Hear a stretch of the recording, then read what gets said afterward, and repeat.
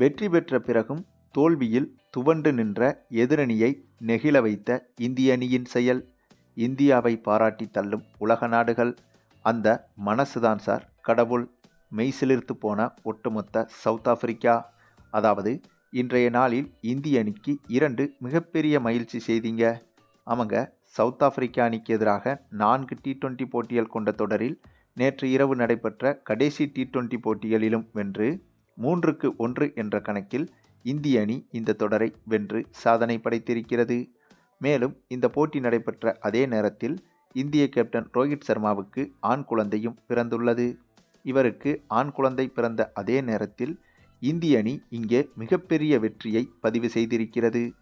South Africa அணிக்கு எதிராக நேற்று இரவு தொடங்கிய இந்த போட்டியில் டாஸை ஜெயித்த இந்திய அணி முதலில் பேட்டிங் செய்து நம்ம திலக் வர்மா மற்றும் சஞ்சு சாம்சனின் விண்ணை பிளந்த அதிரடிகளால் 20 ஓவர்கள் முடிவில் இந்திய அணி 283 ரன்கள் வரை எடுத்திருந்தது.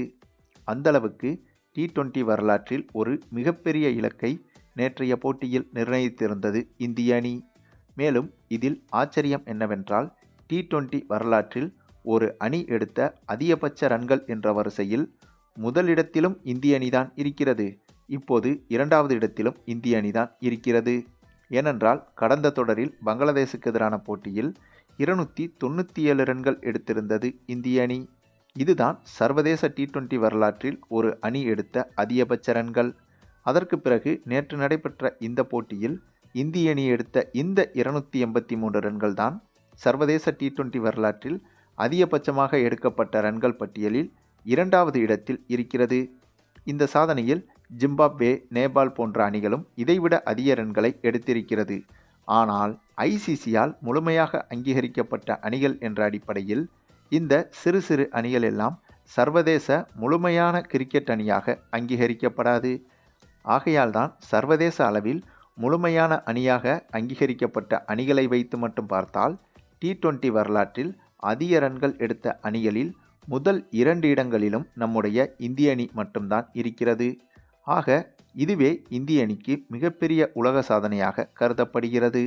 அது மட்டுமில்லாமல் நேற்று நடைபெற்ற இந்த போட்டி முடிந்து இந்திய அணி வெற்றி கோப்பையை கையில் வாங்கி வெற்றியை கொண்டாடி கொண்டு இருக்கும்போது தோல்வியடைந்த சவுத் ஆப்பிரிக்கா அணி வீரர்களையும் அழைத்து வந்து இரு அணி வீரர்களும் இந்த வெற்றியை சேர்ந்தேதான் கொண்டாடினார்கள். அந்தளவுக்கு இந்திய அணியின் பெருந்தன்மை என்பது இந்த நேரத்தில் வெளிப்பட்டது.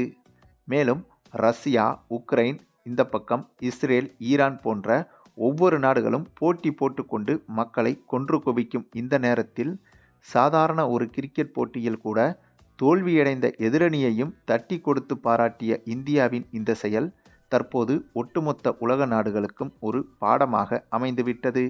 இதனால் இது ஒரு சாதாரண கிரிக்கெட் போட்டியின் நிகழ்வு என்பதை தாண்டி உலக நாடுகள் அனைத்திற்கும் இந்தியாவை முன்னுதாரணமாக நிறுத்தி இருக்கின்றது நம்முடைய இந்திய கிரிக்கெட் அணி. சரி, நீங்கள் சொல்லுங்கள், இந்திய அணி செய்த இப்படி ஒரு நெகிழ்ச்சியான சம்பவத்தை பற்றி நீங்கள் என்ன நினைக்கிறீங்கன்னு உங்களுடைய கருத்துக்களையும் கமெண்டில் தெரிவிங்க. மேலும் இந்த வீடியோ பிடிச்சிருந்தா லைக் பண்ணுங்கள், மற்ற அனைவருக்கும் ஷேர் பண்ணுங்கள், மறக்காமல் நம்ம சேனலை சப்ஸ்கிரைப் பண்ணுங்கள்.